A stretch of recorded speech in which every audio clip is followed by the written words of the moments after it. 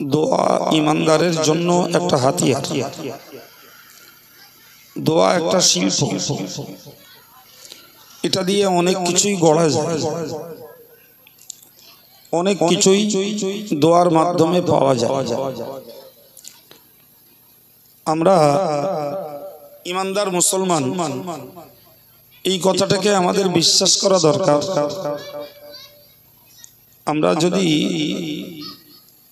যথাযথ হক আদায় করে দোয়া করতে পারি, তো যেখানে কোনো মারণ অস্ত্রের লক্ষ্য ফেল করে, ইমানদারের দোয়া সেখানে কাজ করে। সুবহানাল্লাহ। কারণ আমরা দেখুন, আমরা নামাজে হাত তুলছি, বলছি রব্বানা যালামনা আনফুসানা, এ আল্লাহ আমি অত্যাচার করেছি আমার নফসের উপর, আমি স্বীকৃতি দিলাম আমি অপরাধী, আমি স্বীকৃতি দিলাম আল্লাহর কাছে আমি গুনাহগার। ওয়া ইল্লাম তাগফির লানা, আল্লাহ যদি তুমি আমাকে ক্ষমা না করো, ওয়া তারহামনা, তুমি যদি রহমত না করো, লানাকুনান্না মিনাল খাসিরিন, তাহলে আমি ক্ষতিগ্রস্তদের অন্তর্ভুক্ত হয়ে যাব। তো আমি এই যে আপিলগুলো আল্লাহর কাছে করছি, আমার আপিলের শুরুতেই আমি বলছি রব্বানা, এ আমার পরওয়ারদিগার। এ থেকে বুঝতে পারা যায় যে ইমানদারের চাওয়া পাওয়া কামনা বাসনা আল্লাহ পাকের কাছে, গুনার মুক্তি প্রার্থনা সেবা আল্লাহর কাছে। তো আমি আপনাকে বোঝাচ্ছি যে আমরা ইমানদার মুসলমান, আমাদের জীবনের দুঃখ দুর্দশা অভাব অনটন, আমাদের জীবনের কোনো কিছু প্রয়োজন, আমরা এক কথায় সবগুলোকে আল্লাহ পাকের কাছেই কামনা করি, অন্য কারোর কাছে নয়। প্রিয় নবী বলেছেন, ইজা সাআলতা ফাসআলিল্লাহ, তোমাদের কিছু যদি চাইতে ইচ্ছা হয় তোমরা আল্লাহর কাছে চাও। আবার বলেছেন ওয়াইজা ইসতাআনতা ফাসতাঈন বিল্লাহ, যদি কোনো সাহায্যের দরকার হয় তোমরা সাহায্যটা আল্লাহ পাকের কাছে চাও। সুবহানাল্লাহ বলেন। তাহলে আমাদের কোনো সাহায্যের প্রয়োজন বা কোনো বিষয়বস্তুর প্রয়োজন, নবী বললেন তোমরা ওটাকে আল্লাহ পাকের কাছেই প্রার্থনা করো। এই কোরআন শরীফে আল্লাহ বলেছেন, ইয়া আইয়ুহাল্লাযীনা আমানু, হে ঈমানদারেরা, ইস্তাঈনু বিস-সাবরি ওয়াস-সালাহ, তোমরা নামাজের মাধ্যমে আর ধৈর্যের মাধ্যমে আল্লাহর কাছে সাহায্য কামনা করো। নামাজের মাধ্যমে এবং ধৈর্যের মাধ্যমে আল্লাহর কাছে সাহায্য কামনা করো। রাসূল করিম সাল্লাল্লাহু আলাইহি ওয়াসাল্লাম জীবদ্দশায় দেখা গেছে রাসূলুল্লাহ যখনই কোনো সংকটে পড়তেন তো এক মুহূর্তে রাসূলুল্লাহ নামাজে দাঁড়িয়ে যেতেন। সুবহানাল্লাহ। সংকটে পড়লেই নবী নামাজে দাঁড়িয়ে যেতেন। রাসূলুল্লাহ একটা কারণ বলতেন যে আমাদের জীবনের সংকট আল্লাহ দেন, আর নামাজ পড়লে আল্লাহ খুশি হন। আমি এই জন্যই বিপদে পড়লে, সংকটে পড়লে, কষ্ট পড়লে নামাজ পড়ি, যে আল্লাহ যদি খুশি হন তাহলে আমার বিপদ দুঃখ দুর্দশা সংকটের জীবনকে তিনি দূর করে দেবেন। সুবহানাল্লাহ। যে আমরা দোয়ার হকদার, মনে রাখতে হবে সারা পৃথিবীর ভিন্ন ধর্মের মানুষেরা তারা তাদের আত্মবিশ্বাস অনুযায়ী, তাদের দেবদেবী বা তাদের পূজ্য যারা, তাদের কাছে তারা ভিক্ষা চায়, তাদের কাছে তাদের সংকট জানায়, তাদের বিপদের কথা সেখানে পেশ করে। কিন্তু ইমানদার মুসলমানের জন্য এক আল্লাহ ছাড়া কেউ নেই, এক আল্লাহ ছাড়া কেউ নেই। ফলে আমাদের চাওয়া পাওয়া দাবি আবদার যা কিছু আল্লাহ পাকের কাছে। তো তো আমি প্রথম উদাহরণ দিয়েই আপনাদেরকে বোঝালাম যে আমরা বলি রব্বানা যালামনা, হে পরওয়ারদিগার আমি আমার নফসের প্রতি অত্যাচার করেছি। রব্বানা যালামনা আনফুসানা, আমি আমার নফসের প্রতি অত্যাচার করেছি, তার মানে আমি গুনাহ করেছি, আমি তোমার অবাধ্য বান্দায় পরিণত হয়েছি। আল্লাহ যদি তুমি ক্ষমা না করো, রহমত যদি না করো, আমি ক্ষতিগ্রস্ত হয়ে যাব। সম্মানিত ভাইরা আমার, তো যে বান্দা আল্লাহ পাকের কাছে নিজে স্বীকার হয় যে আমি অপরাধী, আমাকে মাফ করো, আমি অপরাধী, আমাকে মাফ করো, আমার আল্লাহ বললেন বান্দা তুই যদি আমার কাছে ক্ষমা চাস, শোন, লা তাকনাতু মির রাহমাতিল্লাহ, আমার রহমত থেকে তুই নিরাশ হয়ে যাস না, আমার রহমত থেকে তুই হতাশ হয়ে যাস না। মনে রাখিস, ইন্নাল্লাহা ইয়াগফিরুয যুনুবা জামিআ, আমি আল্লাহ তোর সমস্ত গুনাহ খাতাকে maaf করে দেব, তোর সমস্ত গুনাহ খাতাকে মাফ করে দেব। সম্মানিত ভাইরা আমার, তাহলে আমরা সাহায্য চাইলে আল্লাহর কাছে চাই, আমরা সংকট থেকে মুক্তি চাইলে আল্লাহর কাছে চাই, গুনাহ থেকে যদি নাজাত চাই সেটাও আল্লাহর কাছে চাই। আমার আল্লাহ ওয়াদা করলেন যে তোরা ক্ষমা চাইবি, আমি আল্লাহ তোর সমস্ত গুনাহ খাতাকে মাফ করে দেব।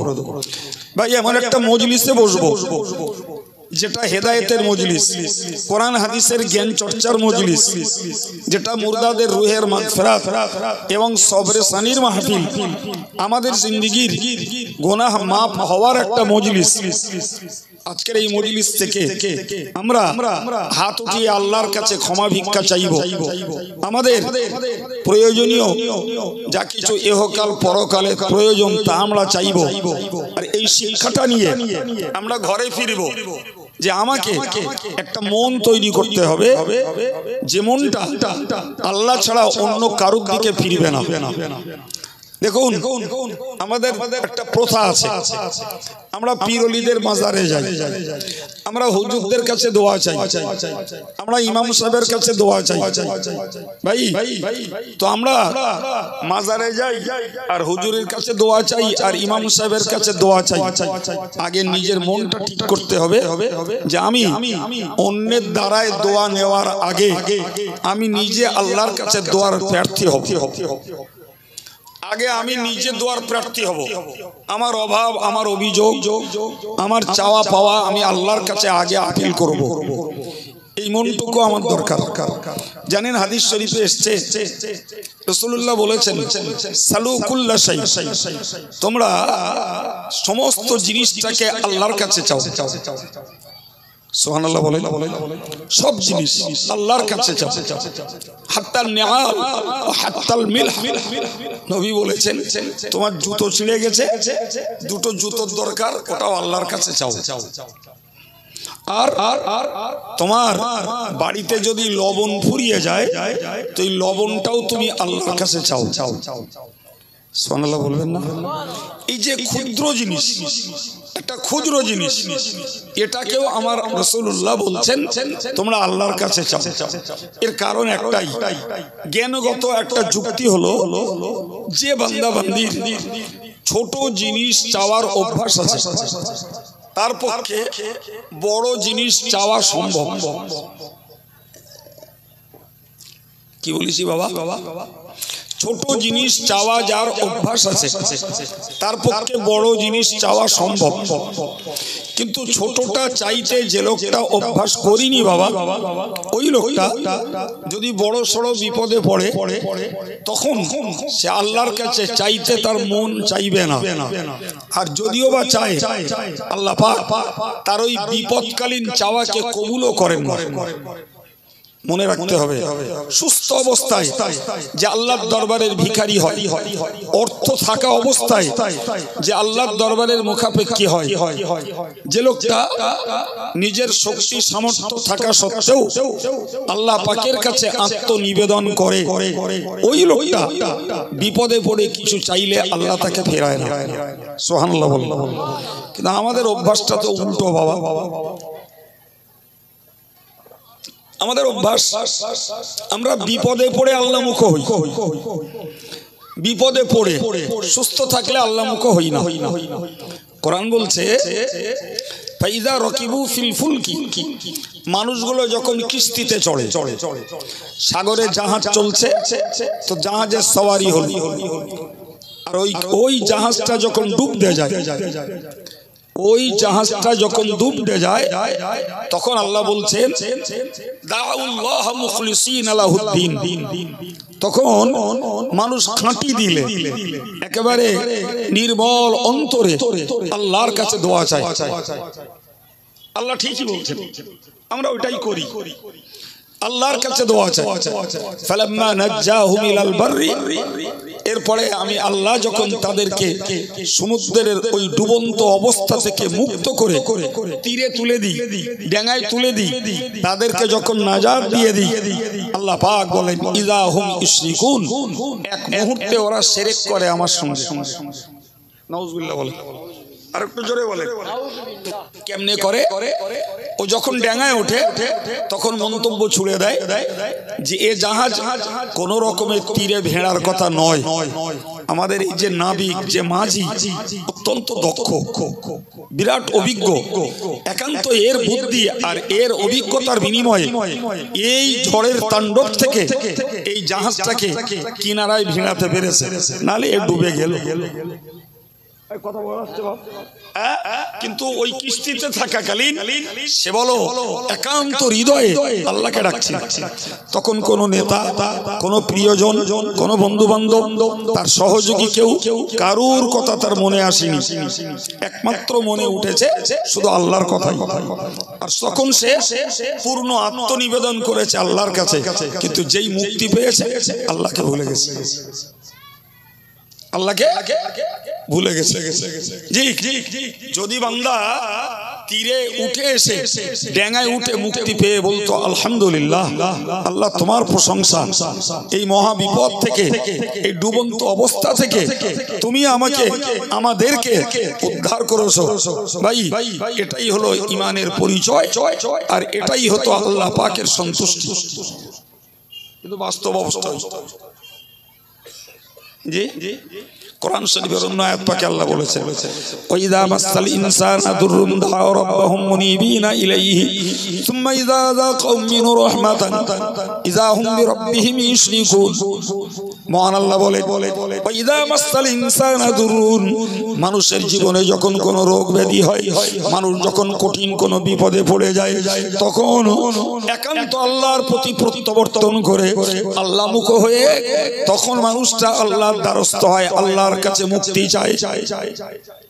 বাস্তব দেখবেন জীবনে আল্লাহ বলে ডাকিনি, কিন্তু যখন কঠিন রোগে পড়ে তখন ঘন ফাঁকে আল্লাহরে ডাকে। এটা বাস্তব অবস্থা।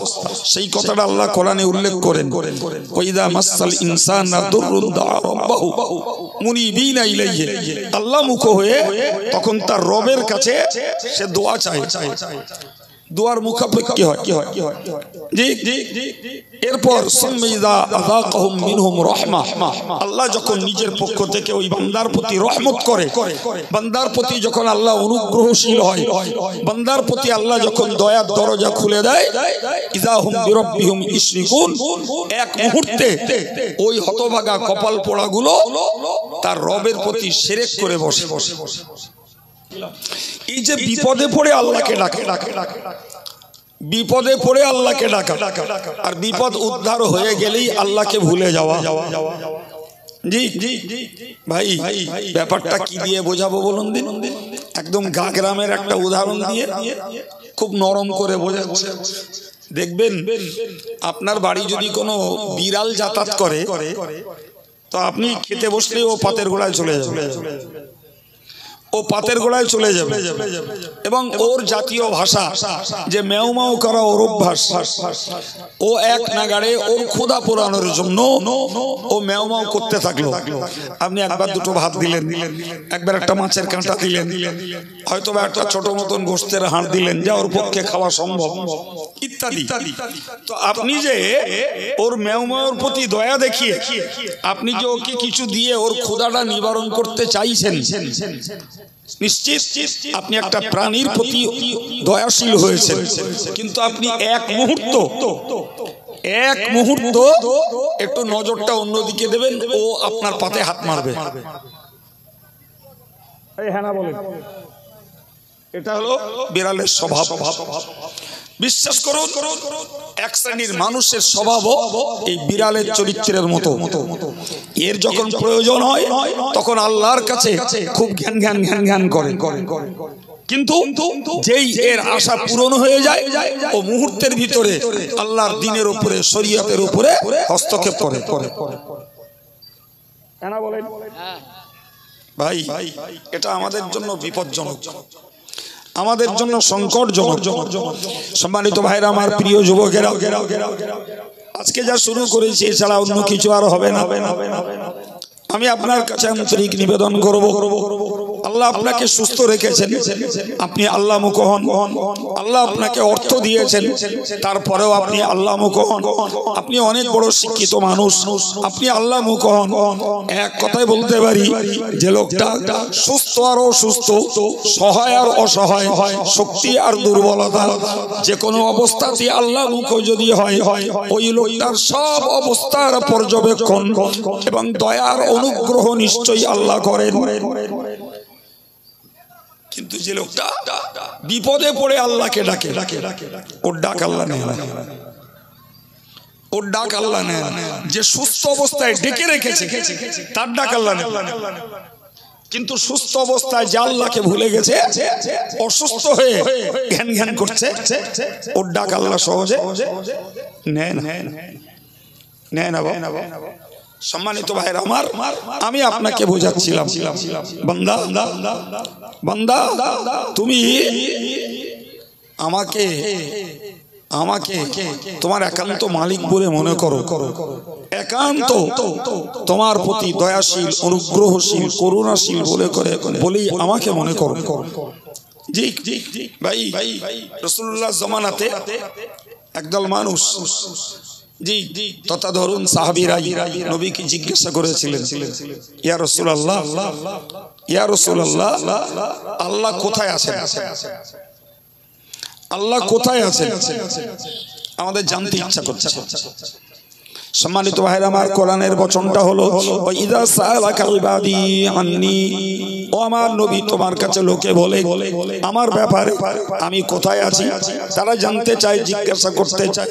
নবী হে, তুমি আমার বান্দা বান্দীদেরকে বলে দাও ফা ইন্নী করিব, ওরে বান্দা আমি তোর নিকটেই রয়েছি।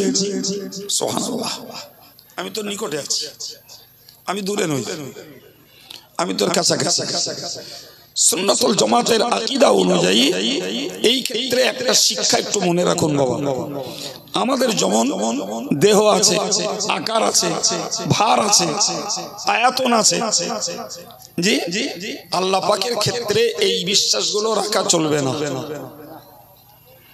কথা মনে থাকবে, এটা একটা ঈমানের প্রশ্ন বাবা, এটা একটা ঈমানি দিক। আমাদের একটা ওয়েট আছে, আমরা বসলে একটা জায়গা দখল করে। জি প্রিয় ভাইরা আমার, আল্লাহর ক্ষেত্রে এই কথাটা আদৌ গ্রহণযোগ্য নয়। এখন আপনি বলবেন হুজুর, এই যে কোরআনে বললে, আপনি বললেন এক্ষুনি ফা ইন্নী করিব, বান্দা আমি কোথায় তোরা জানতে চাচ্ছিস, তো আমি তোদের নিকটেই আছি, এই থাকার অর্থ কি? সম্মানিত ভাইরা আমার, সুন্নাতুল জামাতের আকীদা অনুযায়ী মনে রাখা দরকার, এই থাকার অর্থ হলো আমরা কেউ আল্লাহর ইলমের বাইরে নেই। সুবহানাল্লাহ, আল্লাহর জ্ঞান গোচরের বাইরে, বাস আল্লাহর জ্ঞান গোচরের বাইরে নেই মানে আল্লাহ আমার নিকটে আছে।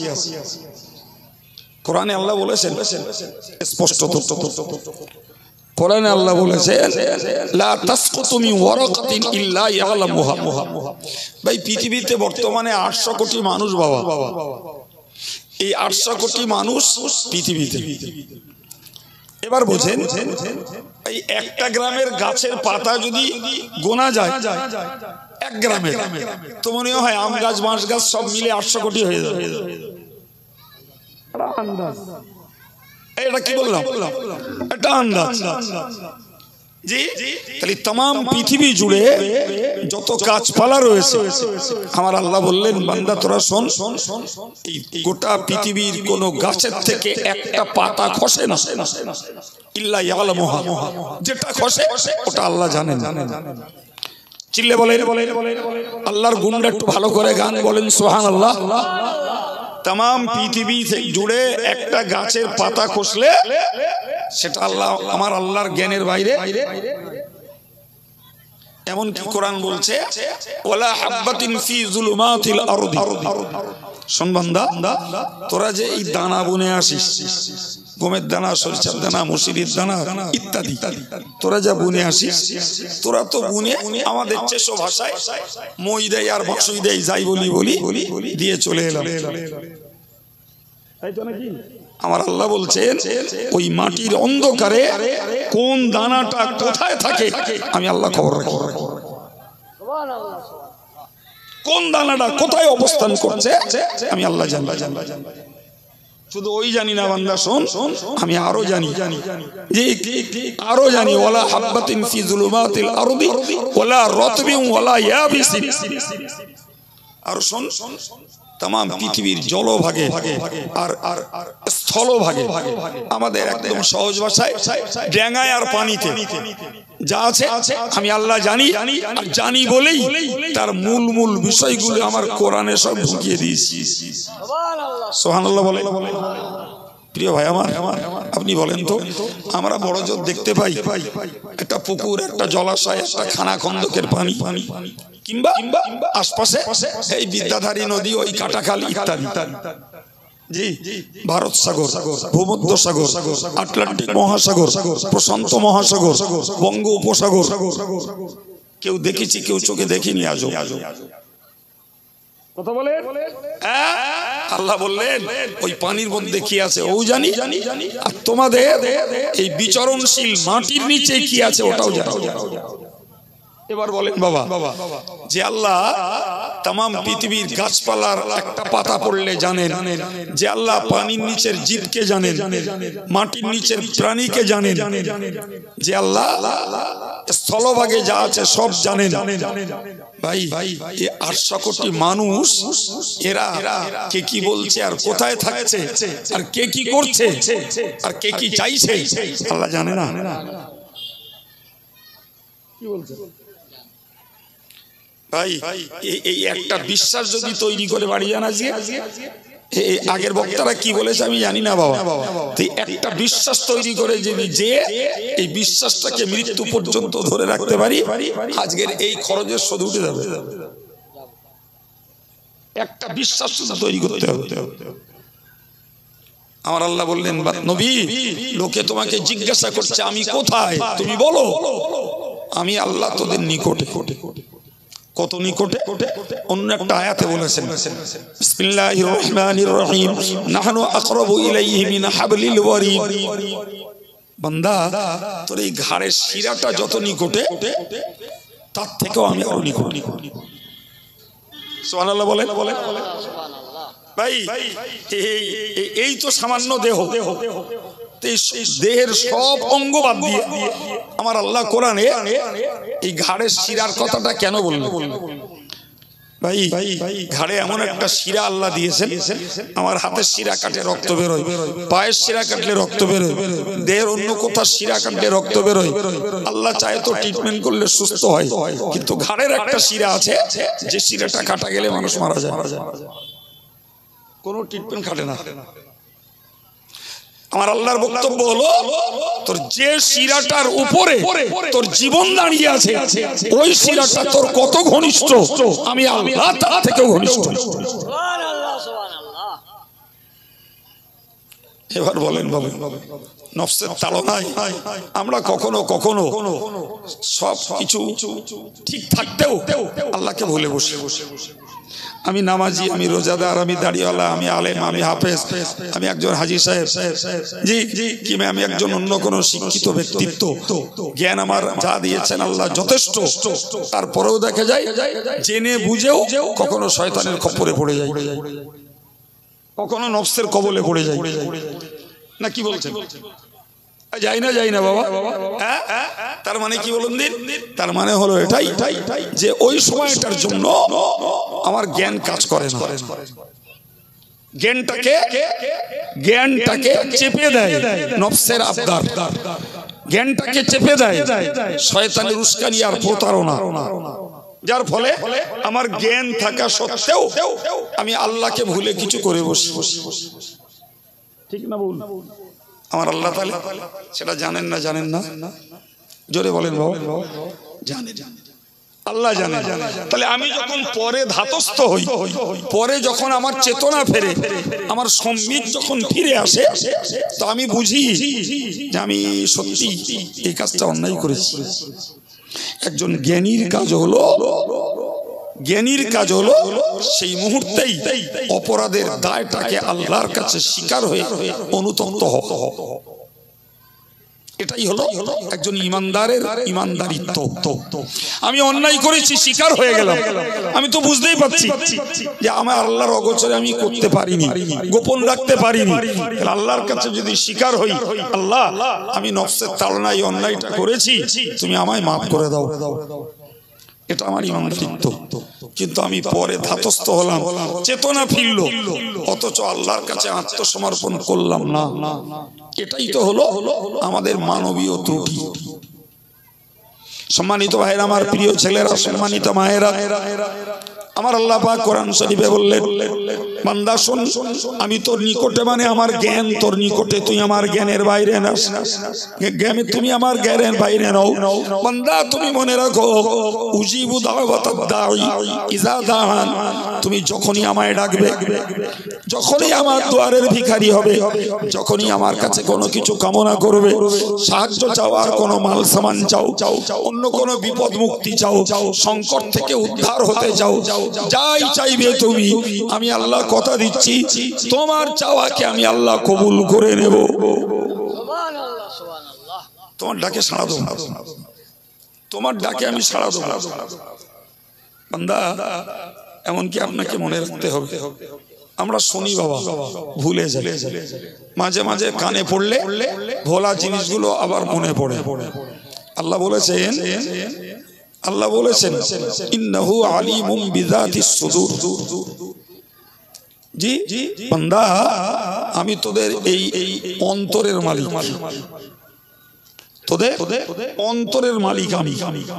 তোর অন্তরের একেবারে অভ্যন্তরে গোপন অঙ্গে তুই যেটাকে ভাবিস, আমি আল্লাহ ওটাও জানি। وإن تبدوا ما في أنفسكم أو تخفوه يحاسبكم به الله। বান্দা শোন, তুই যদি কোনো কিছু প্রকাশ করিস সেটাও জানি, আবার তুই যদি কোনোটা লুকিয়ে রাখতে চাস আমি ওটাও জানি। এমনকি শোন, আমি আল্লাহ ইচ্ছা করলে ইউহাসিবুকুম বিহিল্লাহ, তুই যেটাকে গোপন রেখেছিস ওটারও হিসাব নেব। এবার বলেন, আমাদের পাশ কাটাবার সুযোগ সন্ধানী হওয়ার কোন রাস্তা আছে? তুই কোনটা গোপন করবি না প্রকাশ করবি? আমার কাছে তো কোনোটাই গুপ্ত নয়, তাহলে তোর গোপন করে লাভ রাখি, সম্মানিত ভাইরা আমার, আল্লাহ বললেন উজিবু দাওয়াতাদ দাঈ ইযা দাআন। বান্দা, তুই যখনই আমার কাছে কিছু চাইবি, আমি অন্তর্যামী আল্লাহ, অন্তরের মালিক আল্লাহ, তুই গোপন করিস আর মনের ভিতরে লুকিয়ে রাখিস, ওটাকেও আমি আল্লাহ দেব। আমি আমার ব্যক্তিগত কথা বলছি, খেয়াল করলে খুঁজে পাবেন। আমি দোয়ার সময় বলি, আল্লাহ যা বলতে পেরেছি আর যা বলতে পারিনি, তুমি আমাদের সকল নেক আশাকে কবুল করো। এক মুহূর্তে সব কথা যে বলে ফেলবো মনে নাও আসতে পারে।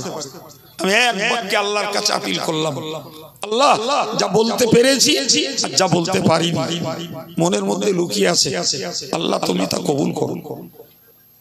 কি বাবা, আমার মনের ভিতরে অব্যক্ত, অঘোষিত, অপ্রকাশিত কিছু যদি থাকে সেটাও আল্লাহর কাছে পেশ করা হলো।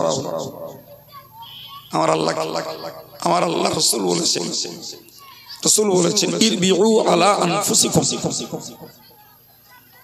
আমরা না দোয়ার সময় কেউ আবেগে দোয়া করে, প্রচুর হাঁকডাক করে না করে না। আমরা যখন মজলিসে দোয়া করি তখন এতগুলো মানুষ মুখাপেক্ষী হয়ে বসে আছে, কি চাইছি এদেরকে জানান দেওয়ার জন্য সেটা একটু আওয়াজ করেই বলতে হয়। তার ভিত্তিতে শ্রোতা ভাইরা মায়েরা তাতে আল্লাহুম্মা আমিন বলেন। আমার নবী বললেন ইরবিউ আলা আনফুসিকুম, তোমরা যখন দোয়া চাও তখন তোমরা তোমাদের জানের প্রতি নরম ব্যবহার করো, তোমার প্রাণের প্রতি তুমি নরম আচরণটা করো। ফাইন্নাহু লা তাদউল আসাম্মা, আল্লাহু আকবার, তোমরা কোনো কালা সত্তাকে ডাকছো না। তোমরা যে ডাকছো কাকে? আল্লাহকে। আল্লাহ কালা নন, আল্লাহ কালা নন। তুমি ফিস ফিস করে বললেও শোনে, জোরে বললেও শোনে। আর কিচ্ছু যদি না বলে হাত দুটো তুলে তুমি মুখটাকে বন্ধ করে হৃদয়ের ভিতরে কিছু কামনা বাসনা তুমি চারণা করো, ওটাও আল্লাহ জানে। সম্মানিত ভাইরা, আমার প্রিয় ছেলেরা, আমি আপনাকে বলতেছিলাম আমার আল্লাহ বললেন অন্য আয়াত থেকে ওয়াকালা রাব্বুকুম উদউনি আস্তাজিব লাকুম। আল্লাহ বললেন ওয়াকালা রাব্বুকুম উদউনি, তোমাদের রব আমাদেরকে লক্ষ্য করে বলছেন তোমাদের রব। আমাদের রব মানে আল্লাহ। ওয়াকালা রাব্বুকুম উদউনি, তোমাদের রব বলছেন আমার কাছে প্রার্থনা করো, আমার কাছে কামনা করো, আমার কাছে ভিক্ষা করো, আমার কাছে যাচা করো, আমার কাছে তোমার দায় জানাও, আমার কাছে তোমার অভাব পেশ করো, আমার কাছে তোমার সংকটের কথা তুমি বলো, আমার কাছে তোমার বিপদ মুক্তির জন্য তুমি মিনতি করো। আমি আল্লাহ বলছি আস্তাজিব লাকুম, তোমার ডাকে সাড়া দিয়ে তোমার দাবিকে পূরণ করব।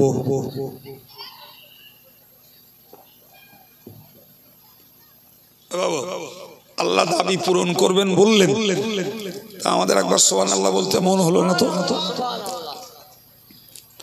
বরং আল্লাহ বললেন ইন্নাল্লাযীনা ইস্তাকবিরুনা আন ইবাদাতি সায়াদখুলুনা জাহান্নামা দাখিরিন, যারা আমার কাছে চাওয়া থেকে অহংকার করে, আমার কাছে বিনয় নম্রতা প্রকাশ করা থেকে আত্ম অহমিকায় যারা ভোগে, আমি আল্লাহ বলছি সায়াদখুলুনা জাহান্নামা দাখিরিন, খুব শীঘ্রই ওরা অপদস্থ হয়ে জাহান্নামে প্রবেশ করবে।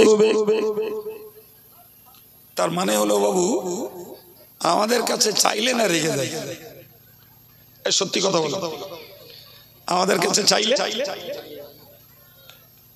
একবার চেয়েছে দিলাম, পরের বারে যেই চাই এই তো দিলাম, আপনি এই তো রোজার সময় কালেকশন করে নিয়ে গেলেন, আবার ইসলাম হবে, আবার রোজাই দিলাম, আবার কোরবানি কতবার দেব। এটা অ্যাক্সিডেন্ট, মানুষের ভাষা হুবহু নকল করলাম আমি, আমার থেকে বানিয়ে বলি। জি, তাহলে মানুষের মৌলিক একটা নীতি হলো বারবার চাইলে মানুষ রেগে যায়, আর আমার আল্লাহর নীতি হলো বান্দা যত চায় আল্লাহ তত খুশি হয়। আল্লাহর কাছে না চাইলে আল্লাহ রেগে যায়, আর বান্দার কাছে বেশি চাইলে বান্দা রেগে যায়। তার কারণ একটা, সেটা হলো বান্দার এই যে সম্পদ, অর্থ হোক মাল সামান হোক, এর একটা পরিমাণ আছে। সুতরাং কেউ চাইলে যদি দিতে হয় তাহলে স্বাভাবিকভাবেই সেটা কমে যায়। আর আমার আল্লাহ এই জন্য খুশি হয়, আমার আল্লাহর তো কোনো স্টকিস্ট ভান্ডার নেই বাবা, আল্লাহ পাকের জমা করা কোনো ভান্ডার নেই। কথা বুঝে আসছে যে টাকা চাচ্ছে খানিকটা দিলে কমে যাবে, ও একটা ঘর চাচ্ছে ওর একটা দিলে কমে যাবে, ব্যাপারটা এটা নয় বাপ। হাদিস শরীফে এসেছে বান্দা আমার কাছে যদি সারা পৃথিবীর মানুষেরা সবাই যদি যার যেটা প্রয়োজন চায়, আর আমি আল্লাহ সবার দাবিকে পূরণ করে দিই, তো একটা সূঁচ যদি সাগরে ডোবানো হয়, তো একটা সূঁচ ডুবিয়ে তুললে সাগরের পানি কতটা কমাতে পারে সূঁচের আগা? আমার আল্লাহ বললেন, বান্দা তোরা যত চাওয়া চাইবি সব দিয়ে দেবো। সাগর থেকে সূঁচ ডুবিয়ে তুললে সাগরের পানি কমার যেমন কোনো আন্দাজ করা যায় না, আমার ভান্ডারে সবাইকে দেওয়ার পরেও কমার কোনো আন্দাজ তোরা করতে পারবি না। কেন? আমার আল্লাহ বলে, আমি যখন ইজা আরাদাল্লাহু শাইআন, আমি কোনো কিছু যখন করতে ইচ্ছা করি শুধু বলি কুন, হয়ে যাও, ফায়াকুন, হয়ে যায়। তাহলে ওটা কোনো রেডি ভান্ডার না বাবা। আল্লাহ তুমি আমার ইলম দাও, আরেকজন চাইলে আল্লাহ তুমি আমার অর্থ দাও, আরেকজন চাইলে আল্লাহ তুমি আমার বিপদ মুক্ত করে দাও, আরেকজন চাইলে আল্লাহ আমি ওই জমিটা কিনতে পারি তুমি ব্যবস্থা করে দাও। তা আল্লাহর কি লাগে বলতে বাপ? কয়স্য দন্তান্ন কুন। এই কুন শব্দ আরবি শব্দটার বাংলা মানে হলো হও। এই হও বললেই হয়ে যায়। তাহলে সে ভান্ডারের কম আছে বাপ? এই ছেলেরা বলেন না কম আছে? কম হওয়ার কোনো সম্ভাবনা আছে? জি জি জি। কিন্তু আমাদের একটা বড় দোষ আছে বাপ, বড় দোষ আছে। সেটা হলো আমরা যে কোনো প্রয়োজন আল্লাহর কাছে বলার আগে মানুষকে শেয়ার করি। কাকে শেয়ার করি? একদম টাকার দরকার, বন্ধুকে ধরলো। রোগ হয়েছে, ডাক্তারের ধরলো। কোন আইনের চাপে পড়েছি, পুলিশকে ধরলো, কিংবা আইন বোঝে লয়ার যারা তাদেরকে ধরলো। জি, সামাজিক কোন কোণঠাসা পরিস্থিতিতে পড়েছি, সমাজের মাতব্বরে ধরলো। কথা বলছেন না কেন? এই করে করে যখন আর সামনে এগোনোর জায়গা নেই, এইবারে এলো আল্লাহর দরবারে। তা আল্লাহর দরবারের কাজ পাবো কার কাছে? তা চল যাই, কাইম সাহেবের কাছে যাই। বলে হুজুর ছেলেটা নিয়ে ভুগছি, পিজি আরজি কর নীলরতন সব ঘুরে হয়নি, ভেলোরেও 3 মাস কাটিয়ে এলো, কোনো কিছু উপায় হচ্ছে না হুজুর, একটু যদি পানি পড়ে দিতেন, একটু যদি ঝাড়ফুঁক করতেন, একটা তাবিজ যদি দিতেন। কাইম সাহেবের বাপের সম্পত্তি ওটা। কথা বলছেন না? পানি পড়া বলুন, ঝাড়ফুঁক বলুন, তাবিজ কবজ বলুন, ও কালামকার। তাহলে সে আল্লাহর কাছে আসতেছে কখন? যখন আর ওর এগোনোর কোনো জায়গা নেই, পিছনেরও কোনো আর পথ নেই, তখন। কিন্তু সিস্টেম ছিল এটাই, তুমি যেটাই তোমার প্রয়োজন হয় তুমি একটা ফার্স্ট শেয়ার করো আল্লাহকে। প্রথম কাকে বলো? আল্লাহকে বলো। ওই যে নবী বলেছেন, তুমি বাড়ির লবণটা ফুরিয়ে গেছে, পাশের বাড়িতে চাইলে পেয়ে যাবে, কিন্তু আগে মন থেকে আল্লাহকে বলো, আল্লাহ আমার লবণ ফুরিয়ে গেছে, তুমি আমার একটু লবণের ব্যবস্থা করে দাও। এরপরে তুমি পাশের বাড়ি যেয়ে বলো যে আমারে 1 বাটি কি 1 চামচ নুন দাও, বাগজোলাতে এসে আবার দিয়ে দেবো। বুঝতে পারেননি? আর আমাদের মন কি বলে বলেন? দূর বাপু, 1 চামচ নুনির দরকার, তাই আল্লাহরে বলতে হবে? এত ক্ষুদ্র জিনিস, স্যান্ডেলের জুতো ফিতে ছিঁড়ে গেছে, তো ও আল্লাহরে বলতে হবে?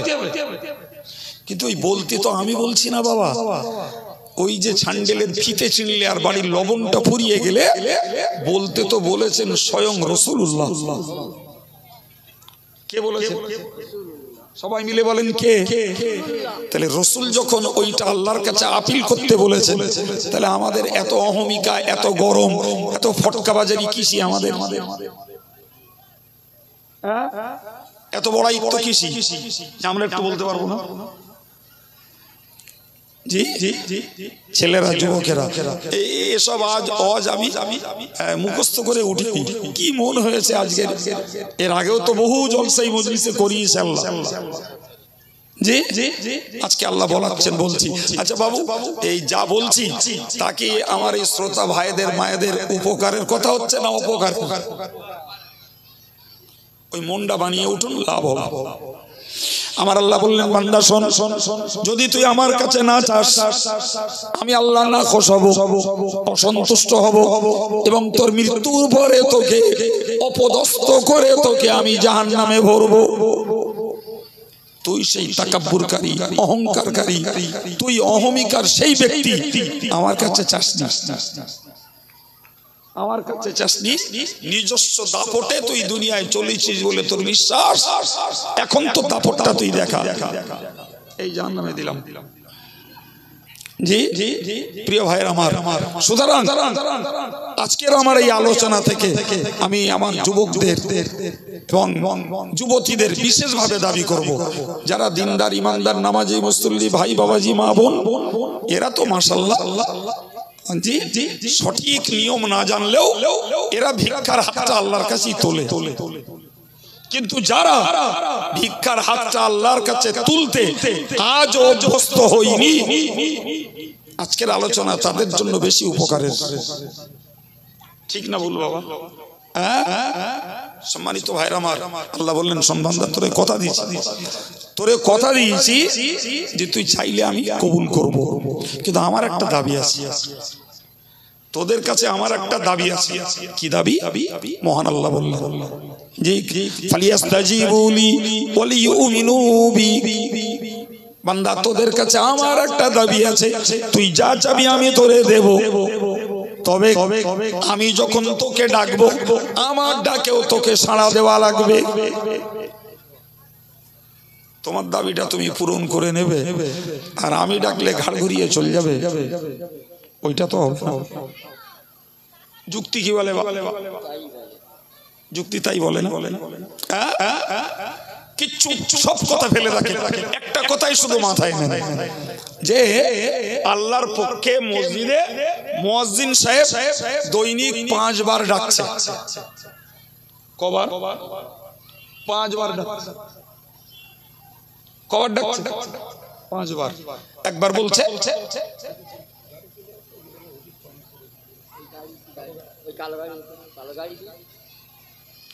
কি বললাম বাবা?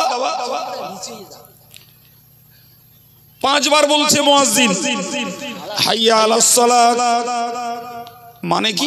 নামাজে এসো। এরপরে বললেন হাইয়া আলাল ফালাহ, সুবহানাল্লাহ বলে, সফলতার দিকে এসো। একবার বললেন নামাজের দিকে এসো, আরেকবার বলছে সফলতার দিকে এসো। এর মানে হলো, ও বান্দা বান্দি তুই মনে রাখ, তোর এই নামাজের মধ্যেই রয়েছে সফলতা।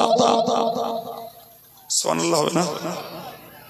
আপনি বলবেন হুজুর কত লোকে তো নামাজ পড়ে না, কত লোকে, তারাও তো সফল। কথা ভালো করে গুছিয়ে নেন। নামাজ পড়ে না, বড় চাকরি করে। নামাজ পড়ে না, প্রচুর অর্থশালী।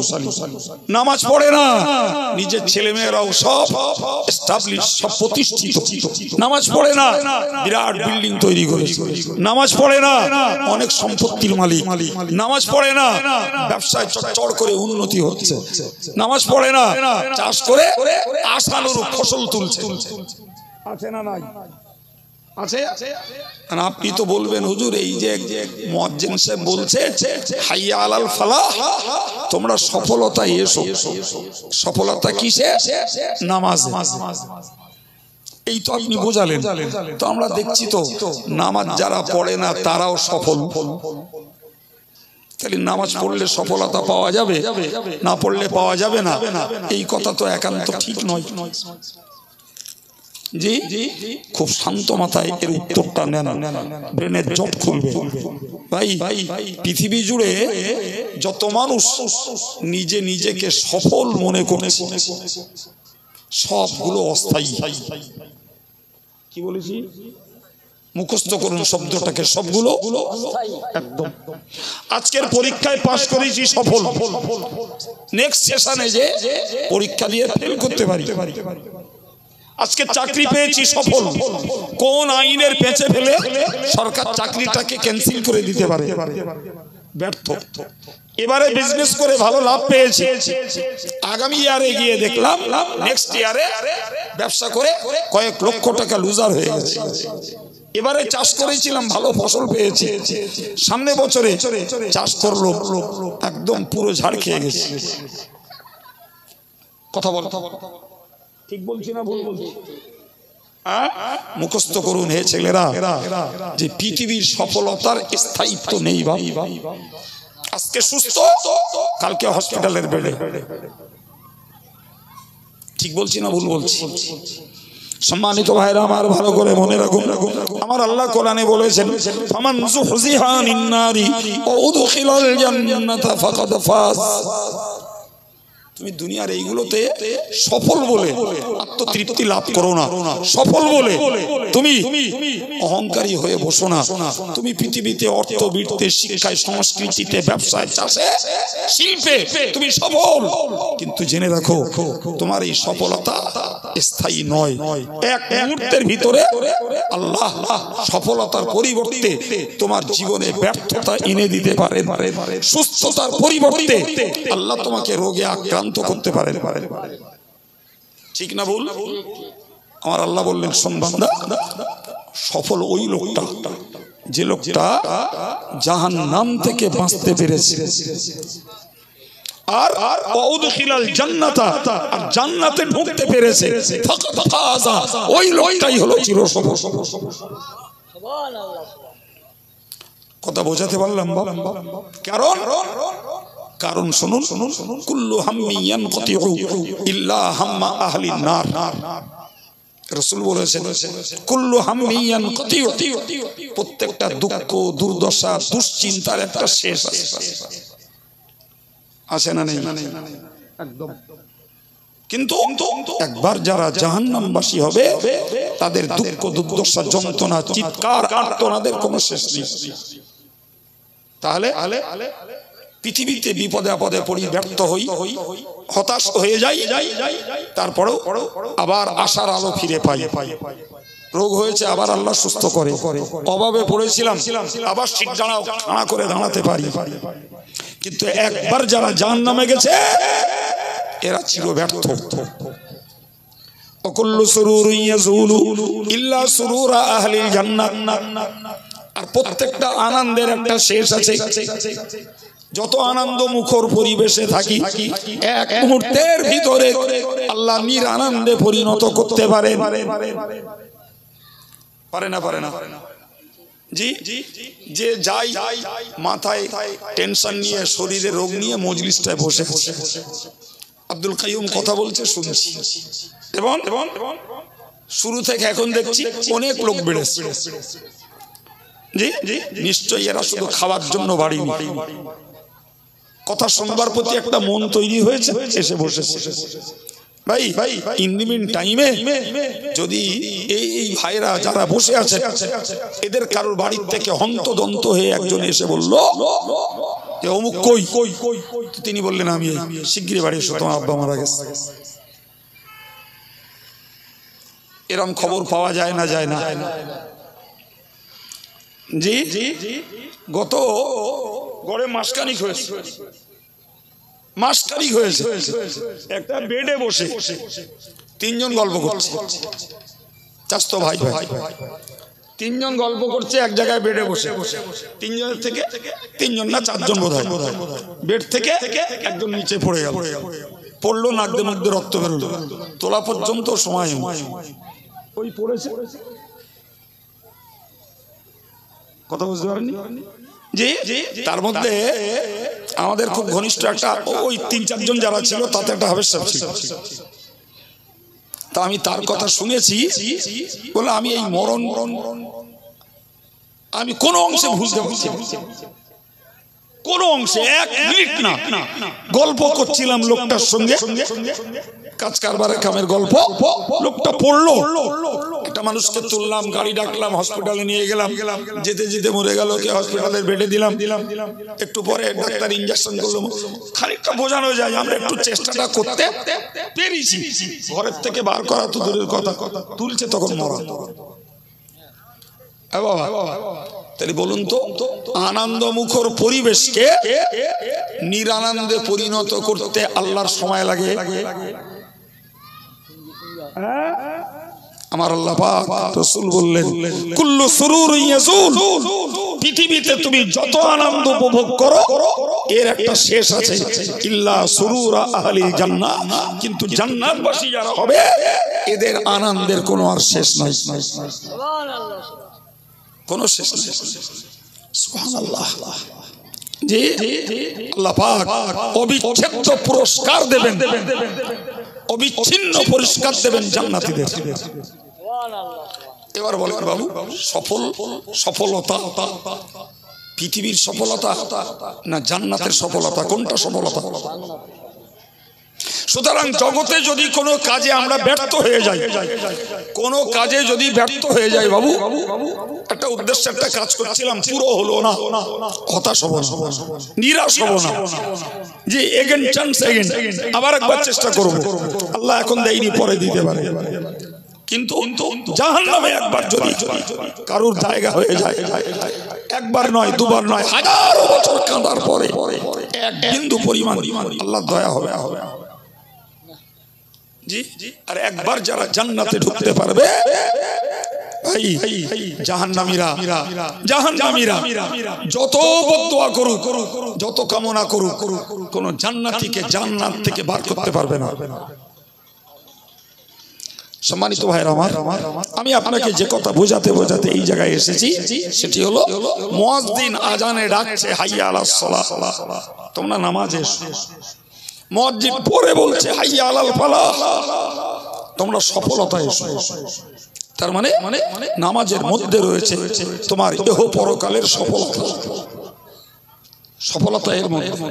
ভাই মুয়াজ্জিন ডাকছে 5 বার, একবার সকালবেলা ডাক দিল, আমি অলসতায় উঠলাম, বিকেল দুপুরবেলা একবার ডাকলো, আমি কাজের দায়ে গেলাম না, বিকেলে আরেকবার ডাক দিল, আমি বাজার ঘাটে ব্যস্ত গেলাম না, সন্ধ্যায় আরেকবার ডাক দিল, আমি চার দোকানে ব্যস্ত, আল্লাহর ডাকে লব্বাইক বললাম, আমি ফের একবার ডাক দিল এশার আগে, এশার সময় শোয়ার আগে, বান্দা তুই তো এবার বিশ্রামে যাবি, অন্তত আমার ডাকটা শুনে যা, আমি তাও গেলাম।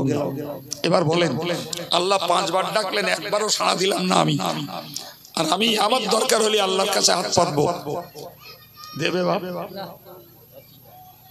দেবে?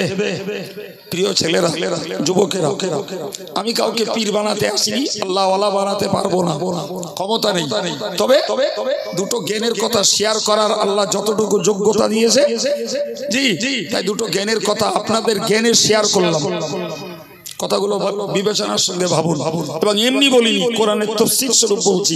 আল্লাহ বলেছেন ফালিয়াস্তাজিবুলি ওয়ালিউমিনু বি, বান্দা আমার প্রতি বিশ্বাসটা ঠিক রাখ, আর আমি যখনই ডাকি আমার ডাকে তোরা একটু সাড়া দে, তোরা আমায় যখনই ডাকবি আমি তোদের ডাকে সাড়া দেব। সম্মানিত ভাইরা আমার, জি কথা বাড়াতে যাব না, সংক্ষেপ করব। আমি আপনাদেরকে যে পর্যন্ত যতটুকু বলেছি কোরআন হাদিসের সমন্বয়ে আপনাদেরকে কিছু কথা বোঝানোর চেষ্টা করেছি। মনে রাখবেন আল্লাহর কাছে কিছু পাওয়ার জন্য, সেই যে নবীর কথা বললাম, যে নবী যখনই কোনো সংকট বুঝতেন সোজাসুজি নামাজে দাঁড়িয়ে যেতেন। রাসূলুল্লাহ বলতেন সংকট বান্দার জীবনে আল্লাহ দেন, আর নামাজ পড়লে আল্লাহ খুশি হন। তো যখনই নামাজ পড়ে আল্লাহকে খুশি করব, আল্লাহ আমার বিপদ আপদ সংকটটাকে দূর করবেন। এরপরে ভাই নিশ্চিত কারোর মনে হতে পারে, নিশ্চিত মনে, হুজুর আপনি বলছেন ঠিকই, কিন্তু আমি একটা বিপদে পড়ে, আমি নামাজি লোক, কত নামাজ পড়েছি, কত দোয়া করেছি, আল্লাহ লেইনি।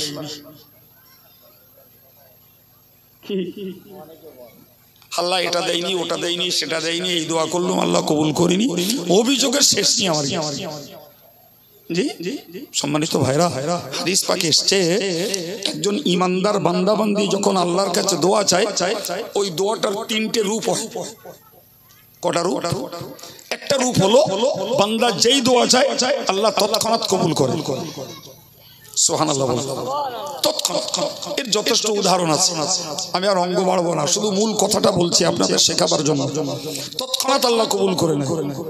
আবার আরেকটা দোয়ার রূপ আছে, আল্লাহ বলে বান্দা তোর দোয়া কবুল করলুম, তবে তোর দাবিটা এখন পূরণ করব না, পরে দেবো, এক্ষুনি দেবো না। দেখেন না আমাদের সরকার কি করে, একটা ব্রিজ পাস করে দিলে, ব্রিজ হতে 5 বছর লেগে গেছে। অথচ পাস হয়ে গেছে, একটা রোড পাস হয়ে গেছে, তার অর্থ অ্যালটমেন্ট হয়ে গেছে, কিন্তু রোডটা হতেও দেখা যাচ্ছে আরো 2-5 বছর সময় লাগবে। কাজ শুরু করতেই 5 বছর লেগে যাবে। আল্লাহ বললেন, বান্দা তুই দোয়া করেছিস, তোর দোয়া কবুল করে নিয়েছি, কিন্তু তোর দাবি এখন পূরণ করব না। নাম্বার 3, বান্দার দোয়া সদ্যও কবুল হয় না, দেরিতেও কবুল হয় না। আল্লাহ বান্দার দোয়াকে কবুল করে স্টকে রেখে দেন। কিয়ামতের কঠিন দিবসে ওই বান্দাকে আল্লাহ বলবেন, বান্দা রে তুই অমুক সময় আমার কাছে এই দোয়া করেছিলি, আমি আল্লাহ তোর দোয়ার কবুলিয়াতের কোনো কিছুই তোকে দেইনি, তার বিনিময়ে আজকের তোকে এই সওয়াবটা দিলাম। অমুক দিন তুই অমুক দোয়াটা করেছিলি, তার বিনিময়ে আজকের তোকে এইটা দান করলাম। বান্দা তুই অমুক সময় এই দোয়াটা করেছিলি, তার বিনিময়ে তোর ওটা দিলাম। তাফসীর কারকেরা লিখেছেন, ওই সময়ে ওই মানুষটা বলে, আল্লাহকে বলবে কিয়ামতের দিন, আল্লাহ গোটা পৃথিবীতে 70 বছর 80 বছর ধরে যত দোয়া করেছি, একটা দোয়াও যদি কবুল তুমি না করে সব যদি আজকের দিতে, সেটাই আমার জন্য বড় ভালো হতো, সেটাই আমার জন্য ভালো হতো। দুনিয়াতে পেয়েছি, আমার ঠকা হয়ে গেছে, যদি আজকের পেতাম সেটাই হতো আমার জন্য সবথেকে লাভজনক। প্রিয় ভাইরা আমার, তাহলে এ থেকে বুঝতে পারা যায় ইমানদার যদি হালাল খেয়ে উজু করে কিবলামুখী হয়ে মুখ আর অন্তর দুটোকে এক মেরুতে রেখে দিয়ে আল্লাহ পাকের কাছে কিছু চায়, আল্লাহ সেটাকে আনগ্রান্টেড করেন না, সেটাকে আল্লাহ না মকবুল অগ্রহণযোগ্য করেন না। বান্দার প্রত্যেকটা দোয়াকে আল্লাহ কবুল করেন, তবে কোনোটা টাটকা দিয়ে দেন, কোনোটা দেরিতে দেন, কোনোটা মোটেই না দিয়ে কিয়ামতের জন্য ওই বান্দার জন্য স্টক করে রেখে দেন। এবার বলেন, ইমানদারের কোন দোয়া ব্যর্থ হয়? বাবা, কোন দোয়া ইমানদারের ব্যর্থ হয়? সুতরাং আমরা অন্তত পক্ষে আজকের এই মজলিস থেকে এই একদম কোরআন হাদিসে জ্ঞান ভরা এই শিক্ষাটা মনে করে নিয়ে বাড়ি যাই, মনে করে নিয়ে বাড়ি যাই। সুতরাং দোয়া চাইলেও যদি কবুল না হয়, হতাশ হওয়ার জায়গা নাই। জি ভাই, আমি আব্দুল কাইয়ুম ওয়াজ করছি, আপনাদের কিছু শেখাচ্ছি। জি, আমার লাইফেও এমন রেকর্ড আছে, দোয়া চেয়েছি আল্লাহ কবুল করিনি, আবার কত দোয়া আছে চেয়েছি আল্লাহ কবুল করেছেন। ওগুলো তো উপলব্ধি করতে হয়। যখনই দেখি কোন দোয়া আল্লাহ কবুল করেননি, তখনই বুঝি যে এই দোয়া কবুল না করার মধ্যে আমার জন্য কোনো ভালাই আছে। হতাশ হওয়া যাবে না। আজকে করেননি, কিয়ামতে আল্লাহ দিয়ে দেবে, বিশ্বাসটা রাখতে হবে। জি, সবথেকে বড় কথা হলো যে ভাই, বান্দা নিজে তার ভালো যত না বোঝে, বান্দার ভালো বান্দার মালিক আল্লাহ তার থেকে বেশি বোঝে। ঠিক না ভুল? জি ভাই, গরিবরা দোয়া চায় আল্লাহ ধনী হব, সবার দোয়া যদি আল্লাহ কবুল করতেন তা মাঠে চাষটা করতো কেডা? কুলিগিরিটা করতো কে?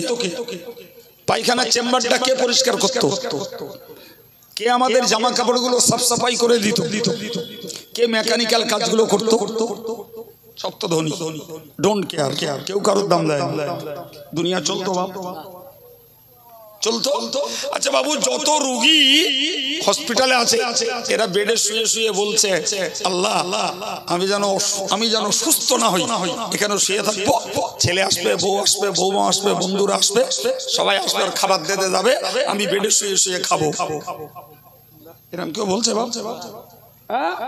সবাই চাইছে যে যার স্রষ্টাকে ডাকার ভাষায় বলছে, সুস্থ করে দাও, বাড়ি বিবি বাচ্চার কাছে ফিরে যাই। বলুন তো, সবার দোয়া যদি কবুল হতো, ডাক্তারের কোনো দাম থাকতো? কথা বলেন। আর হসপিটালে গিয়ে বেডের জন্য আর ওয়েট করতে হতো, তাই পরিষ্কার বুঝতে পারছি সকল দরিদ্রের দোয়া আল্লাহ কবুল করেন না, সকল রোগীর দোয়াও কবুল আল্লাহ করেন না। যদি করতেন সবার দোয়া কবুল, বাস্তবে কি পৃথিবী অচল হয়ে যেত, পৃথিবী চলতো। সুতরাং আমাদেরকে দোয়া কবুল না হলেও হতাশার জায়গা নেই, আবার কবুল দোয়া করা থেকে বিরত থাকাও ভুল, ওটাও করা যাবে না। আল্লাহ বোঝার তৌফিক দেন, সবাই বলুন আমিন।